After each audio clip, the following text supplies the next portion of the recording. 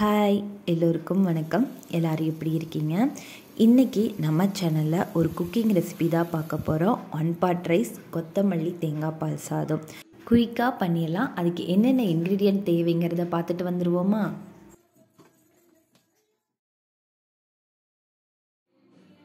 ஒரு சின்ன மிக்ஸி ஜாரில் 4-5 பல் பூண்டு, ஒரு சின்ன துண்டு இஞ்சி, காரத்துக்கு தகுந்த மாதிரி நான் 3 பச்சை மிளகாய் சேர்த்துருக்கேன். இதை ஒரு ஓட்டி எடுத்துப்போம். பாருங்கள், இந்த அளவு வந்ததும் நான் கொத்தமல்லியை தண்ணியில் அலாசி வச்சுருக்கேன். நிறையா இருக்கிறனால நான் பெரிய மிக்ஸி ஜாரில் போட்டு ஒரு ஓட்டிக்கிறேன். நம்ம முதல்ல அரைச்சி வச்சுருக்க பூண்டு, இஞ்சி, பச்சை மிளகாய் கூட இந்த கொத்தமல்லியையும் இது கூட சேர்த்து ஃபைனாக அரைக்க வேண்டியதில் 2 ஓட்டி எடுத்தாலே போதும். பாருங்கள், இந்த மாதிரி இருந்துச்சுனாலே நமக்கு போதும். இப்போ எப்படி செய்யலாங்கிறத பார்க்கலாமா? நம்ம அடுப்பை ஆன் பண்ணி குக்கர் வச்சுக்கலாம். குக்கர் சூடானதும் தேங்காய் எண்ணெய் ஊற்றிக்கலாம். 2 டேபிள் ஸ்பூன் ஊற்றிக்கங்க.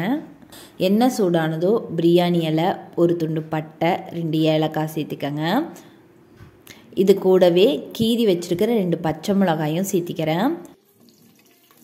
பச்சை மிளகாய் ஓரளவு வதங்கினதும் 2 பெரிய வெங்காயத்தை ஸ்லைஸாக கட் பண்ணி வச்சுருக்கேன். அதையும் இது கூட சேர்த்திக்கிறேன்.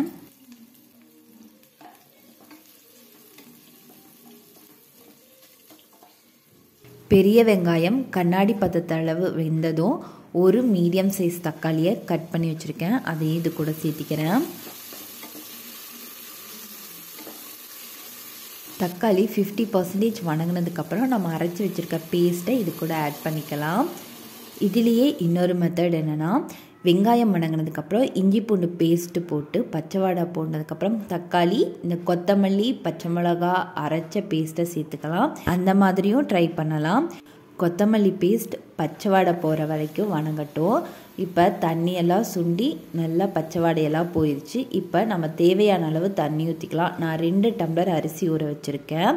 1 டம்ளருக்கு 3 டம்ளர் அளவு தண்ணிங்கிற ரேஷியோவில் ஊற்றிக்கலாம்.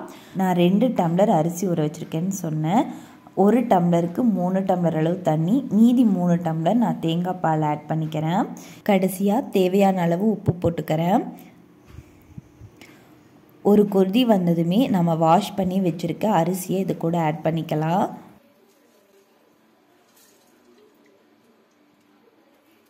அரிசி போட்டதுக்கப்புறம் ஒரு தடவை உப்பு செக் பண்ணிக்கோங்க. உப்பு ஒரு கல் அதிகமாக இருந்துச்சுன்னா தான் சாப்பிடும்போது கரெக்டாக இருக்கும்.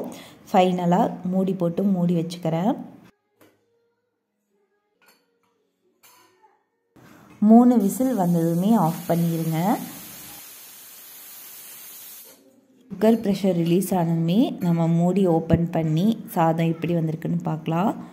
சாதம் பார்க்குறக்கே நல்ல க்ரீனிஷாக டெம்டிங்காக இருக்குது. இதில் நம்ம எந்த ஒரு ஸ்பைசஸுமே ஆட் பண்ணல. காரத்துக்கு பச்சை மிளகா தான் ஆட் பண்ணியிருக்கோம். இந்த ரெசிபி குயிக்காக ஈஸியாக ரெடி பண்ணிடலாம். பிகினர்ஸ்க்கும் பேச்சுலர்ஸ்க்கும் ரொம்ப ஹெல்ப்ஃபுல்லாக இருக்கும். இந்த ரெசிப்பியை வீட்டில் ட்ரை பண்ணி பார்த்துட்டு எப்படி வந்துச்சுங்கிறத கீழே கமெண்ட் பண்ணுங்கள். இந்த மாதிரி குக்கிங் வீடியோஸ் பார்க்கணுன்னா என் சேனலை மறக்காமல் சப்ஸ்கிரைப் பண்ணி சப்போர்ட் பண்ணுங்கள். தேங்க்யூ.